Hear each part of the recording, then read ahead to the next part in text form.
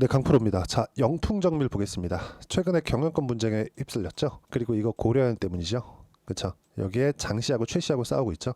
이거 3대째죠, 3대째. 2대째까지는 괜찮았는데 3대째 오면서 흔들릴만 하죠. 이게 왜 이런 일이 벌어진 거냐면 가장 간단하게 제가 이야기를 해드리겠습니다. 일단 고려아연은 알짜 기업이죠. 돈을 잘 벌어요. 성장성도 좋고, 그리고 꾸준하게 긍정적인 효과를 내고 있는 기업인 것은 맞습니다. 돈도 잘 벌고, 그리고 신사업에 대한 투자나 이런 부분도 적극적인 건 아니지만 그래도 계속해서 하고 있고, 비철금속 쪽을 다루고 있다 보니까 여기 2차전지하고도 연관성을 조금 지으려면 지을 수 있겠죠. 그래서 2차전지 사업군에 대한 진출이나 그런 부분도 있습니다. 어쨌든 알짜다. 근데 여기 고려아연을 지금 경영을 맡고 있는 게 최씨입니다. 최씨. 그쵸? 근데 여기서 원래 동업자가 있었어요. 이게 장씨예요, 장씨. 근데 장씨는 영풍을 지금 맡고 있는 거죠. 근데 이 영풍에서 뭘 하고 있느냐? 고려엔에서 들어오는 돈 말고는 영풍에서는 사실상 돈을 벌고 있는 그런 제대로 된 사업부가 없습니다. 그렇다 보니까 고려엔에서 배당을 해줘야 돼요. 근데 이 고려엔에서 배당해주는 걸 고려아연이 지금 3대째 경영을 계속 해오고 있으니까, 3대가 왔으니까 약간 조금 초기에 했었던, 그쵸? 이 할아버지 때 해왔었던 게 계속해서 내려오기 어렵잖아요. 여기서 발생을 한 겁니다. 그게 24년도 올해, 그쵸? 주총에서 배당을 낮춥니다. 배당을 낮추니까 영풍 쪽에서 가져가는 돈이 적어지죠. 그리고 여기서 경영을 하고 있던 최씨, 경영을 하다 보니까 이런 조금 큰 기업들, 그쵸? 이쪽에서 우호 지분들을 많이 쌓아놓은 거예요. 그래서 지분을 가지고 있었던 영풍 쪽보다 거의 조금 더 많아졌습니다. 그러니까 영풍 쪽에서 지금 하고 있던 이 장 씨는 뭐가 됐습니까? 위협을 느끼는 거죠. 쟤네들 배당도 줄이고 내 지분도 희석되고, 그쵸? 그리고 여기서 정관 변경을 합니다. 그 정관 변경을 하는 게 뭐냐? 우호 투자자를 받을 수 있게 정관 변경을 해버렸어요. 그러면 영풍은 지금 가만히 있잖아요. 그러면 영풍은 뭐냐? 내 지분이 쪼그라들어요. 내가 100 중에서 30을 가지고 있다가 우호 지분을 쭉 해가지고 한 30% 정도를 가지고 있었던 게 최씨입니다. 근데 여기서 새로운 투자자를 딱 받고 이쪽은 여기 이 경영을 맡고 있는 이 최씨 쪽으로 붙겠죠. 그쵸?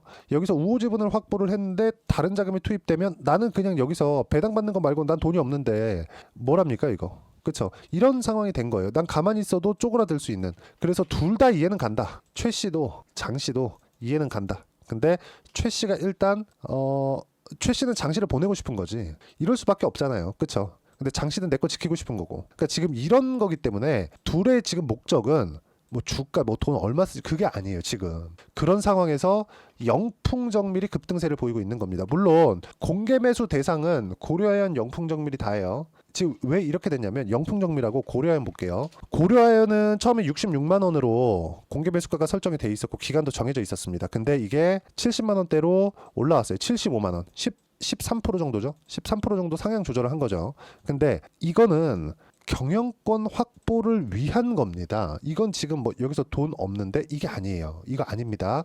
그래서 올라왔다 그래서 못 사거나 그런 게 아니에요. 이거 기간 계속 조율도 할 수 있고 계속 되는 겁니다. 근데 영풍정밀 쪽은 왜 지금 여기를 하는 거냐? 고려아연의 최대 주주가 지금 영풍으로 잡혀 있거든. 그래서 지금 이렇게 되는 거예요. 그래서 영풍정밀에 대한 지분 이거를 최씨 쪽에서 공개 매수. 근데 핵심은 뭐냐? 개인 투자자들의 한 680만 주 정도 되는 영풍정밀의 지분을 확보하는 게 핵심이에요. 지금. 그렇죠? 고려아연 쪽으로 들어갈 수도 있겠지만 이쪽도 하고 이쪽도 하는 겁니다. 근데 문제는 여기서부터 발생합니다. 우리 목적이 뭡니까? 장 씨하고 최 씨하고 그냥 싸우면 되죠. 열심히 싸우면 되죠. 근데 얘는 싸울 수밖에 없죠. 그래 설명드린 거예요. 근데 얘네 둘이 싸우면 좋은 건 주가예요. 그러니까 이게 밸류업이에요, 밸류업. 그렇죠? 근데 이게 끝나면 이제 이렇게 되겠지만 그냥 다시 하락하는 그런 부분 되겠지만 제가 이야기를 드리고자 하는 건 내려가는 것 때문에 얘네들이 못하는 건 아니라고요. 그래서 우리가 여기서 봐야 되는 건 지금까지는 그쵸 영풍정밀 많이 올라왔죠. 여기서 바로 간다고 생각하지 마세요. 중간에 무언가 이야기가 나올 겁니다. 왜 그러냐면 자 우리 목적을 딱 말씀드릴게요. 두 개 다 지금 고려아연도 그렇고 영풍정밀도 그렇고 매매 가능합니다. 근데 지금 당장 사지 말라는 거예요. 고려아연 같은 경우에는 약간의 기간 조정 더 필요합니다. 왜 그러냐면요. 협의하는 기간이 필요하기 때문에 그래요. 제가 다른 종목들 같으면 실적에 대한 선반영이라고 표현을 하겠지만 실제 주가 그렇게 가는 게 맞고요. 주가가 신고가 구간을 넘어서 이쪽 구간에서 횡보를 하는 건 너무 당연합니다.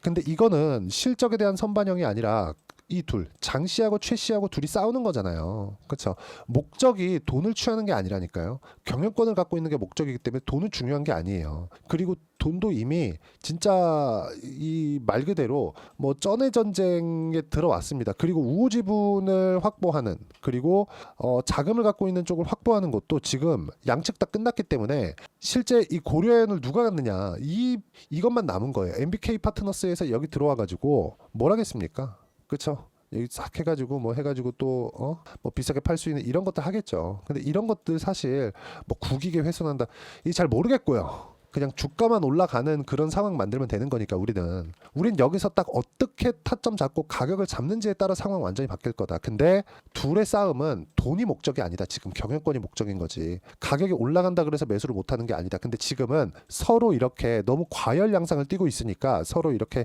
얘기는 하고 있겠죠. 야야야, 야 조금 진정해보고 우리 말로 한번 풀어보자. 근데 최 씨는 일단 칠라 그랬고 장 씨는 지켜야 되고, 지키는 과정에서 우군을 끌어들여 가지고 야, MBK 파트너스는데 경영권도 주고 뭐 또 하고 다 할게, 돈만 갖다 줘. 그러면 MBK 파트너스는 땡큐죠. 그래?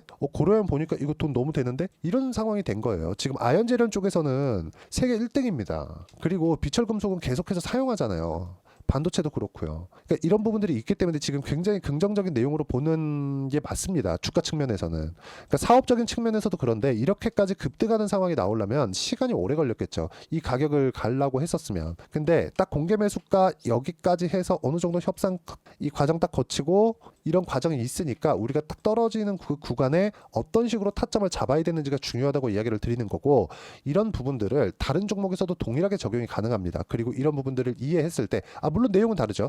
여기는 경영권 분쟁에 대한 모멘텀을 적용시켰을 때고, 실적에 대한, 그렇죠, 이 실적이 앞으로 좋아지는 이 선반영에 대한 모멘텀을 적용시켰을 때는 주가 움직임은 같지만 속도는 더 빠르죠. 이거는 지금 이성적인 판단을 내릴 수 있는 그런 게 아니니까. 장씨하고 최씨는 지금 이성적인 그런 단계가 아닙니다. 그래서 이 두 가지 내용을 봤을 때 우리가 어떤 식으로 타점을 잡았을지, 그리고 가격만 봤을 때 내가 낼 수 있는 수익의 폭은 정확하게 여기 1월 1일부터 10월 3일까지 250%의 계좌 수익을 낼 겁니다. 이거 철저하게 가격 기준에서 매매를 한 거고요.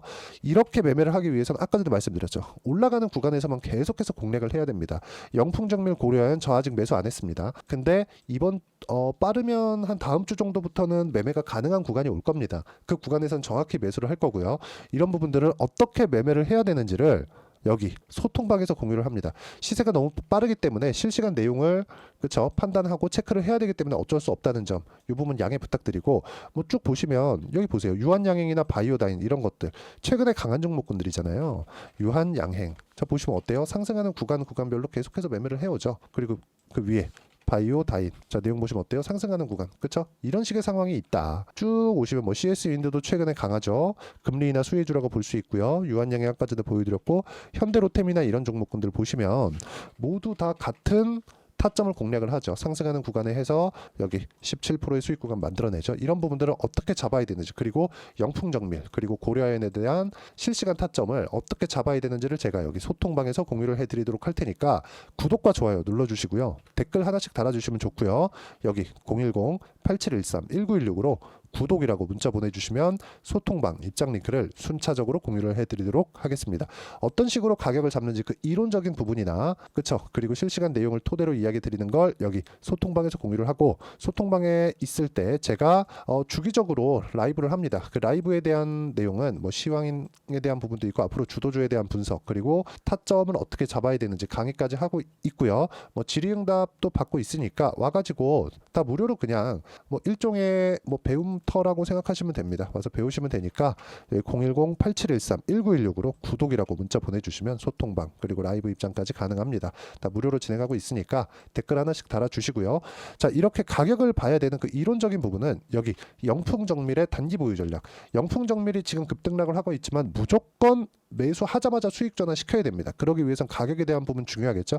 이 내용을 여기 17페이지 이상 제가 내용 준비를 해놨으니까 영풍정밀의 단기 보유 전략 전략 받아가서 공부하시면 되고, 이 부분도 다 무료로 진행하고 있으니까 010-8713-1916으로 영풍정밀이라고 문자 보내주시면 단기 보유 전략, 가격 전략 함께 공유를 해드리도록 하겠습니다. 어쨌든 지금은 싸움이 시작됐다. 이성적인 부분이 아니다. 우리는 가격만 보면 된다.